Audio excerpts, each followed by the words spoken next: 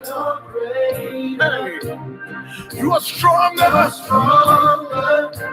and you are higher than any other.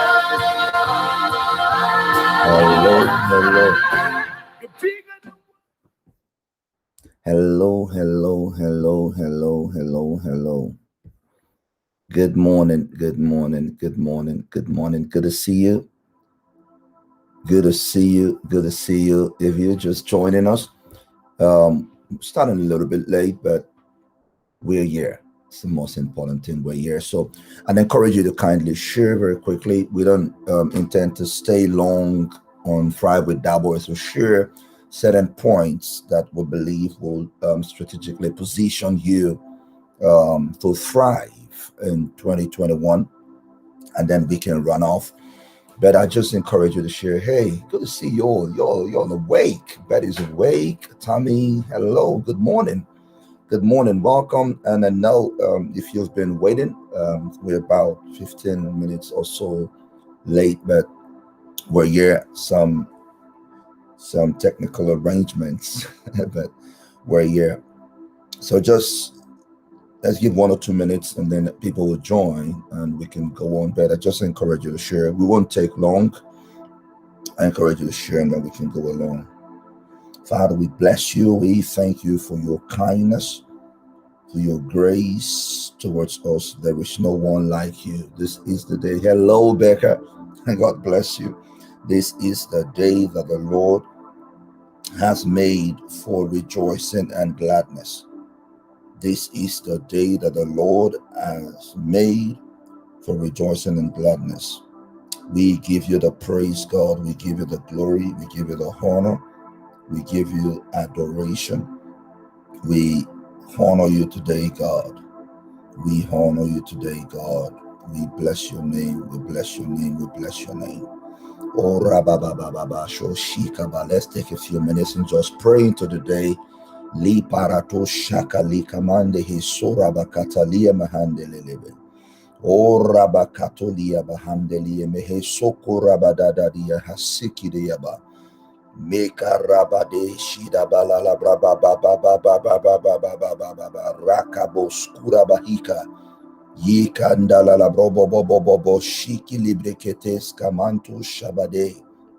Rebakata la braba baba baba baba baba. Ye katila katoshi adahise ke rabado shike melika bonto rabade kiraba sokora baba baba rente shamande iko robondo skali kabande hikalabando hosoko rebe kita likabande he sokora baba baba reba kata likidi ho shoto rebe bebe male kata lia behendele le brokondolo lobria da la baba me koto rabakate likidibrio shoto lolo brobo bobo ye kata la braba baba lika bombo ho shoto le kariki taskoto rababa. God is always on time. That is beautiful. God is always on time. Hallelujah. Make it all shadikaba rekatuski lebria dala la bronde hikalabo shablaika la mande hisoko Rabando Shebladika da Skila Bahaya. Father, we bless you, God. We declare that this is the day that you have made, designed for rejoicing and gladness. This day is not by coincidence, it is not by accidents, it is not by happenstance that we are here today. We're here because you have predestined us to be here. We're here because you ordained us to be here. We're here because in your grand scheme, in your master plan, we have a part to play today, God, and we pray. I want us to pray this morning. I want you to pray to say, God, I want to play the role that you have laid out for me today, in this time, in this season, in my generation. I don't just want to walk past. I don't want to just be there existing. I want to play the role that you have ordained for me, which means if you want to play the role that God has ordained for you, which means you will be able to identify it first, and then you can begin to play it. I don't just want to be here. I don't just want the day to pass by and I say, well, oh, thank God it's another day, it's gone. No.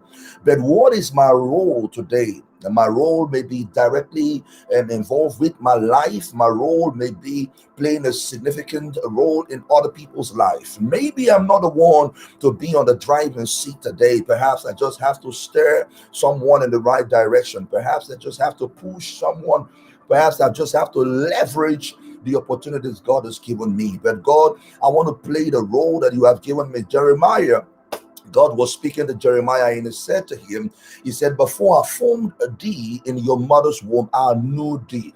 And he said, I have set you as a prophet over the nations, which means Jeremiah was just showing up. And then God is saying, well, look, I already set this thing ready, for you to come and function. Now it'll be Jeremiah's responsibility then to find out what God has made him to be and then to begin to accomplish it. So I want to play the role today that God has set for me. God, Lari Kaba Shiki, Ye Protolia Mahande Gridehe Shida Bahasa.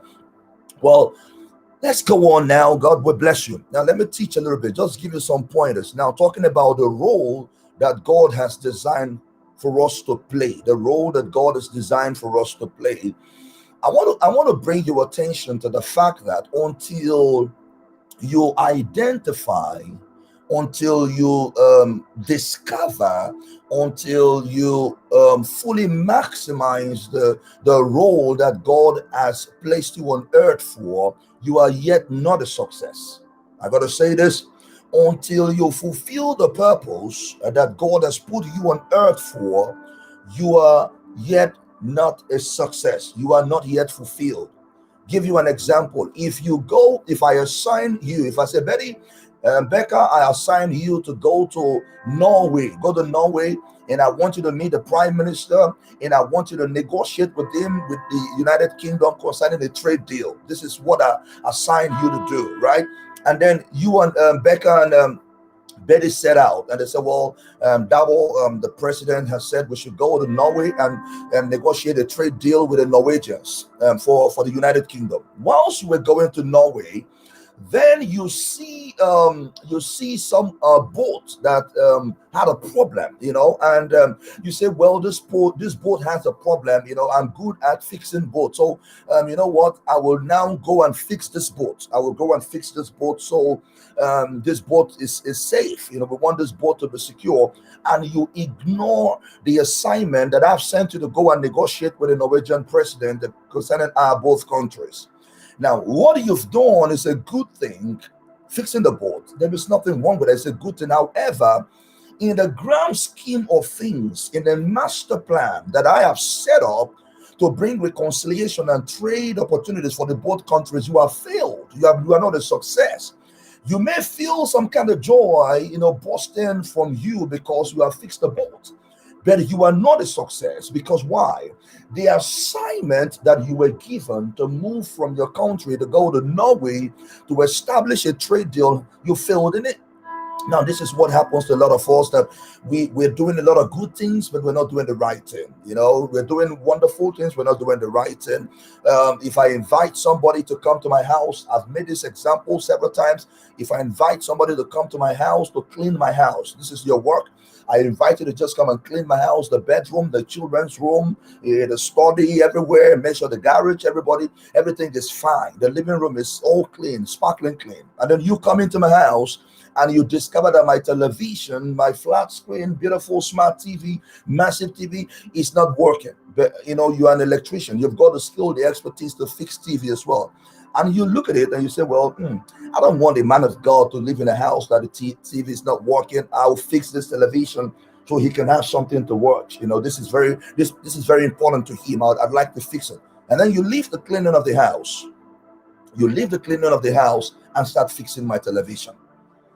As wonderful as that is, in your mind, you're saying the cleaning of the house will probably cost him £150 or dollars for the day to clean all the rooms and everywhere he wants me to clean, $150. But the television, the fixing of the television probably cost him about $1,000, because of the uniqueness of the TV, the spec, and the size of it. So let me save this man a lot of money and fix the TV and not clean the house. Now, Even as much as it's good in your eyes that you're trying to save me money, as wonderful as it sounds to you, as fantastic as that would seem to you, that you're saving me perhaps $850 or 850 pounds by fixing the TV, you have not succeeded in the mission. You have not accomplished the purpose. You have not fulfilled a destiny with regards to your relationship with me. You have not been a success. You have done a good thing, but you have not done a right thing. One thing that will cause you to thrive this year, one of the things that will cause you to thrive, is for you to identify what God has assigned for you. Now, we started by praying that, God, what is my role on your master plan for today? What have you laid out for me to do? For us to fulfill purpose, we must every day, as a matter of necessity, we must every day go and look at the board of God and say, well, this is the plan. If God has laid out all these things, give you an example, I have my board here. If God has laid out all these things for me to do, for everyone to do today, where's my name? Where's my name? Where is my role? What am I supposed to do? What am I supposed to do? Oh, this is my name. This is what I'm supposed to do. Now, this looks so manual, it looks so laborious, but this is what we do when we go and pray to God. Say, God, reveal your word, reveal your plan for me today. We're asking God, now in your master plan, of all the things that you have laid out for everybody to do, where is my role? What am I supposed to do? I don't want to walk out of line. I don't want to step out of line. I don't want to do other things that other people do, because they look like they are succeeding at doing it. What am I supposed to do? I was discussing with a leader a while ago, and I asked him this question. I said, concerning your assignment, concerning your business, concerning your life, concerning your purpose, what is your success criteria?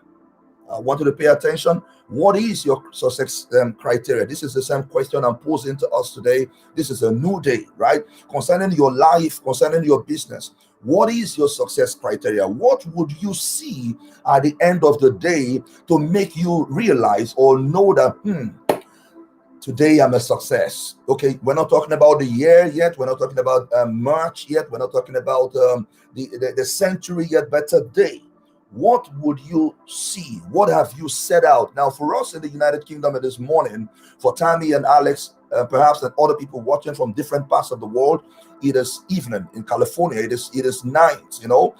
As the day ends, they will look at it and ask themselves, have we been a success today? Have I succeeded at what I set out to do today? Now, you would not understand, you would not know, you would not be able to know if you've succeeded if, first of all, you did not set out a target. All right. So, how do you know if you have achieved your goal or you're on course? You're en route to achieving it. How would you know that I've reached where I'm supposed to go to, or I am on my way there? How would you know? What have you set out? Hello, Prophet Julia. God bless you. What have you set out as a success criteria? Now, these things we don't often talk about these things in church because we spiritualize a lot of things, and then we say the Spirit of the Lord took over. But God gave us the ability to make plans, to set plans. I was teaching my mentorship and coaching class the other day. One of the classes, I told them, I said, what a plan does for you, a plan allows you to know where you're supposed to go, and it helps you to identify where you shouldn't go to.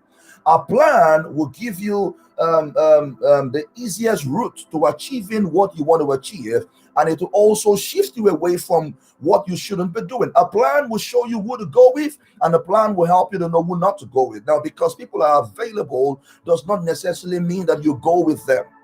Example, if you're going to go to the United Arab Emirates on an economy flight, and you go to the airport and someone said, well, we're going to New York, we're going to New York, there is a private jet, New York first class, all expenses paid for, hotels are available, would you like to come with us? There's still one seat available. Now, would you, because of the enticement of New York, you've always want to go to New York, your head is already playing, oh, I will travel, I will see see Apostle Julia, I'll see Apostle Irish, I'll see Bishop Jakes. I will travel around the United States while I'm there to see all those people that I love and connect with all those people. I will see Tammy, I will see Alex. It would be a good idea. New York to California to Houston to Dallas. That would be wonderful. Would you, as a result of the enticement and the luxury presented before you to go to New York, would you forfeit your trip to the United Arab Emirates on an economy flight because of the availability of luxury?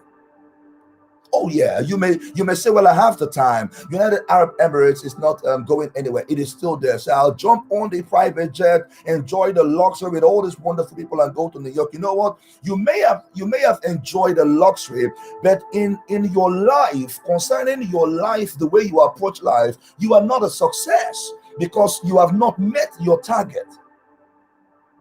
But if you set a plan, the plan allows you to know, it allows you to discover that for me to succeed at what I'm doing today, this is the plan. I've got to go here. I've got to jump on this flight. I've got to go here. So what is your success criteria? L. Nightingale, in his book, The Stranger's Secret, said this, and I quote, he said, success is really nothing more than the progressive realization of a worthy ideal. The progressive, I like the word progressive a lot. The progressive realization of a worthy ideal. This means that any person who knows what they are doing and where they are going is a success. You may not have reached there, but listen, the reason I don't panic, the reason I don't fret, the reason I don't envy any other person's success, the reason I don't get carried away by any other person's progress, the reason I don't fret at anybody, I'm not scared, I'm not insecure when I see other people prosper, when I see them leverage what God has given them, when I see them abound in the things that God has blessed them with. The reason I don't fret, I can still sleep like a baby. Ask my wife, she'll tell you. I can still sleep like a baby. Doesn't matter what happens around me. The reason I can do that is because I have identified, one, where I'm going to. I have identified what I'm assigned to. I have identified who I'm assigned to. I have identified what God has designated for me to do. It allows me to function in my role without trying to duplicate what other people do. It allows me to be unique at what I'm doing because I have identified what I'm supposed to do. Any person with a goal towards which they are working is a successful person. If you have a goal towards which you're working, you are considered a success. So if you woke up this morning, for us in the UK, or for you any part of the world, the United States, if you look at yourself and there was nothing that you were working towards, there is a problem. Failure is not when you get to a place and then nothing seems to work for you. To me, I consider an individual who is headed for failure for someone who had started their day without a goal to achieve. I often tell my team, I tell my people, when I wake up in the morning, you'll see my board. I come up in the morning, I flip my board, my sheet is here. You see it here? I flip my board and I begin to, as the day begins, I list out the priority things for me to do. It's in my note and it's on my board. The priority things for me to do. Yes, Prophet Julia, we must identify what we are assigned to. And I begin to list out. And before the day ends, I come back and I check what I've put on my list, everything I've achieved. This is what gives me satisfaction. This is what make me realize that I have fulfilled. It allows me to check. This becomes my success criteria. It becomes my success criteria. It is not how much you give me. It is not who I saw. It's not all of that. I set goals. Yes, Prophet. I set goals, and for me to be excited at the end of the day is when I look at the goals that I set. Now, don't get me wrong. I may not have reached every of the goal 100%, but give you an example. If this is the goal, if this is my goal, right? Can you see my board? If this is my goal, right? This is my goal. If this is my goal, and go a little bit so you can see it, and I start the day here. This is my success criteria. Achieving this goal is my success criteria. Now, by the end of the day, By the end of the day, I like what Professor said. She said, "My whiteboard is my good friend, my good friend." By the end of the day, so if I begin the day, today's what, Wednesday, I begin to walk towards my goal. Now, watch this. It is very possible that at the end of the day, I've reached my goal. Oh, wonderful! It may be that, but do you know that I would not be upset with myself if by the end of the day I perhaps get to this point. This is the point I reach at the end of the day, and the day finishes. Why? Because perhaps I was working on that goal, working on this goal, working on that goal. So there are several goals that I'm trying to achieve in the day. So if I get to this point, I would not be upset with myself. I may feel like, oh boy, you should have done more. You should have done more. Betty said, oh, my whiteboard is my good friend. You should have done more. But what gives me the satisfaction when the day ends is the fact that I did not deviate from the direction towards accomplishing my goal. This is why L said, he said, anybody with a goal towards which they are walking is a successful person. You know where the problem would be for me, and the problem will be for you? It's if the day ends and my direction is not towards my goal, but my direction is this way or this way. Then there is a problem. If my direction is perhaps I reach here halfway, it is better. But if I come like this all the way and get to this point, even though I reach almost the same line symmetrically with the goal that I'm supposed to achieve, I got here. I'm excited I got here. It is considered failure. It is considered a deviation. I failed because though the lines are the same, but this might just be the goal for Betty. This is Betty's goal. So I got carried away with the fact that Betty's here, or this is Becca's goal. I got carried away because Becca is here, and I got to this point. Or perhaps this is Prophet Julia's goal. Oh, Prophet Julia is here. She's doing wonderful things. She's impacting lives. So I think I can reach where Prophet Julia is. So I came here. Now, I got to the same line in symmetry to where all those people are. I reach where Betty is. Wow. I reach where Becca is. Wow. I reach where Prophet Julia is. Awesome. I reach where Tammy is. Wonderful. But it is in the master plan, in the grand scheme of things, and God's original plan for my life for the day, I have not fulfilled purpose. I have not fulfilled my assignment. I have not thrived. I'm not a success. You know why? Because I did not reach my goal. But it is better for me, even though I did not reach, it is better for me to be in the direction of my goal. My question for us then is, concerning your life right now, generally, look at it in the wider picture. Are you walking in the direction of your goal? What is your success criteria? Where would you be then to realize that I've reached my goal? What are you doing right now that makes you believe that I'm on the right track? Oh, it is. Look, it is so exciting when we travel. It is so exciting when I know that I'm en route to where I'm going. As I say this now, I have the feeling, the goosebumps on me. The feeling is there. It is so good when you're driving from here, maybe to Birmingham or to Manchester. It is so good if you're driving, and then in spite of how the road may look odd and all that, the road is not familiar, but it is so interesting when the sat-nav, the satellite navigation system, it is so interesting when the sat-nav tells you you're en route and you look at the map or the sat-nav, the road is quiet. Oh, come on, I like this now. The road is quiet. The road is not familiar to you.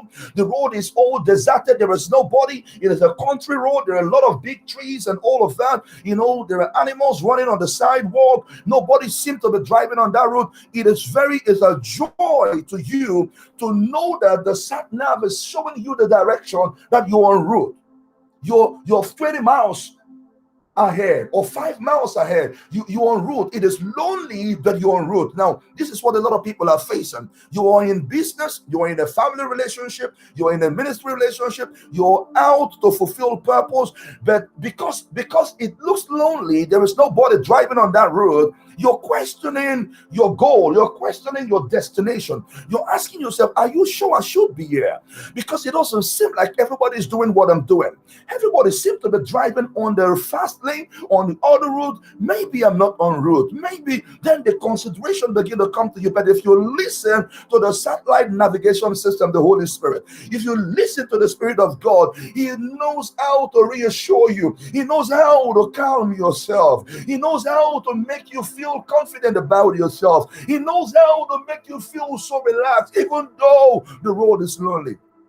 We all drive on lonely roads. I drive on lonely roads, but I know that this is my goal. I may not see it yet, but faith allows me. Faith allows me to keep towing the line, to keep driving on the road till I get to this point. Now, this may be a very busy road where Betty is, oh, busy, everybody's driving towards that direction. This may be a very busy road where Becca is, oh, everyone is driving towards that direction. Oh, Prophet Julia's route may be very engaged, everyone is screaming about it. You can see all the cars diverting into this exit. Everybody's going there. Oh, Tammy's exit, every car is going there. All the Range Rover, the Rolls Royce, the Mercedes, the BMW, all these wonderful cars, the Maybach, all these cars are going there. But then towards your own exit, you're just the only car that went in there, and you're worried now. Are you sure I should actually go in there? But if you're not in contact with the Holy Spirit, we prayed earlier, we said, God, I want to understand what my role is for the day. What have you set out for me to do for the day? I want to know what you have planned for me for the day. I don't want to be carried away by what other people are doing.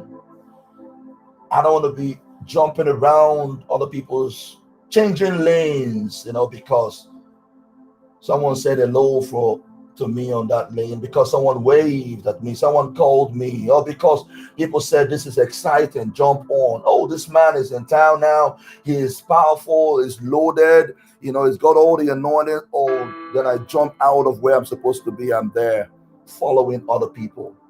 What is your success criteria? Now, if I go on, I won't finish, but I'll leave it for next Wednesday. But what is your success criteria? Are you en route? Have you left your lane because you see other people celebrating they've reached their point? What is your success? How would you know that you've reached where God is destined for you? What are the signs? Because if I tell you to come to my house, you've never been to my area before in Herefordshire, I'll tell you, Betty, when you're driving, once you come into the city and you see this large service station where there are a lot of restaurants there, you are in my neighborhood. That sign allows you to know. So if you tell me you're 10 minutes away, and when you reach and you say, Dabo, I'm around your area, the first thing I'm going to ask you, what can you see? What can you see? What landmark can you identify around you in your view? What can you see? Because what you can see would give me an indication that you are in my neighborhood. Because you can be 10 minutes east, you can be 10 minutes south, you can be 10 minutes west of me, of north. You may not be in my neighborhood, even though you were 10 minutes away. Now you've driven 10 minutes, perhaps you've gone 10 minutes away from me. So what can you see? What presently now in your life, what can you see? What can you identify that makes you realize that I'm en route? I'm not there yet, but I'm en route.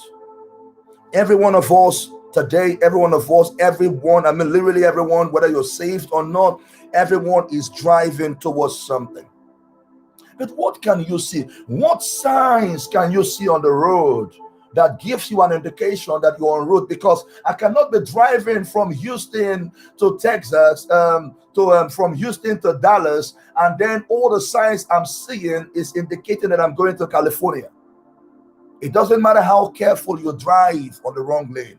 Oh, it doesn't matter if you obey the road signs on the wrong lane. It doesn't matter how wonderful, you drive. You're gentle, you're kind to every road user and all of that. It doesn't matter how beautiful you drive, how lovely your car is. If you're on the road towards Dallas from Houston and all the signs you can see is indicating that you're towards California, babe, you're not going nowhere. You better turn 360, turn around. You're headed the wrong direction. So I'm asking you the question, even as I close this morning. What can you see right now in your life? What can you see? What can you see? Is there something within you that gives you an indication that I'm headed in the right direction? What is your success criteria? I know what I want to achieve this month. I know what I want to achieve this month. In business, I have a goal. I know what I want to achieve. In ministry, I have a goal. I know what I want to achieve. Look, I may not reach there, but look, my pastor would always say this when I was in Nigeria. He said, the problem with us is that we don't aim too high and miss. The problem with us is that we aim too low and hit. So a lot of us are afraid to set big goals. So then we say, oh, I'm just gonna set a small goal, so at least I reach it. No. I will set a big goal. I will set my goal very high. At least let me aim for that very high goal and get close to it than to aim very low and then hit it and feel happy. God has not made you for small things. He hasn't put all his intellect in you. God did not breathe in you. He did not breathe his intellect, his intelligent spirit. He did not breathe into you for you to accomplish small things. Now, small things does not mean what people it doesn't work in the human skill. Remember that it is based on God's weighing equipment. So when we say small things, it doesn't mean that you must do what everybody's doing. Based on God's weighing equipment, what is he destined for you to do? What is the big thing God is destined for you to do? What are you walking towards? If you haven't done it, if you're waking up in the United Kingdom or anywhere in Europe or in Africa, you haven't set a goal for today, it's a good time for you to set it. What do you want to achieve?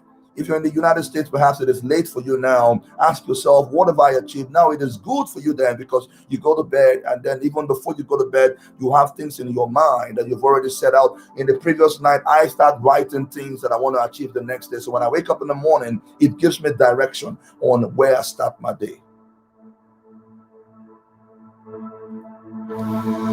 Well, I'll see you next Wednesday. But what is your success criteria? This is what you should ask yourself. How do I know that I've achieved my goal, or I'm on course? I'm on route to achieving it. What can you see?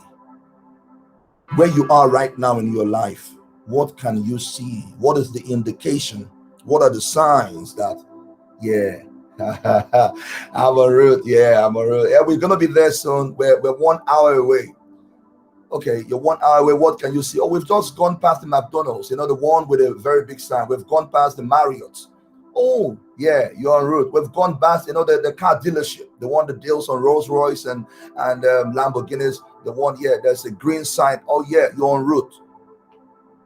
You're en route. You're en route. Yeah, keep coming. You will not miss it. Keep coming. Stay on that road. You'll stay on that road for 45 minutes. Then after 45 minutes, there's a first left turn. Once you get on the first left turn, 10 minutes, then you get on the second right turn, you'll be at my place. You're en route. Once you see the Lamborghini sign, you see the Rolls Royce sign, you see the green big sign, you see the Marriott, you see the McDonald's, all of those things are indication that I may not be there yet. I may not be at his office or at his house or her house yet, but these signs give me comfort. Oh, this is so good. These signs give me comfort. They are an indication that I'm going to be there. I'm getting there. I know I will get there. God bless you. I love you. I love you. Well, let me use this opportunity to announce, in case you want to join our mentoring and coaching class. We just finished one yesterday. The 7th session was yesterday. The next session begins May the 4th. The announcement will go on, but I thought to tell you, for any of you considering it, it is 7 sessions. We deal with all of these things intensely, and then we have time to deliberate on them, look at them, tear them apart, and look at them from a ministry point of view and from business and life point of view. You can't miss out. All right. I love you all. Have a wonderful day, and God bless you. Bye for now.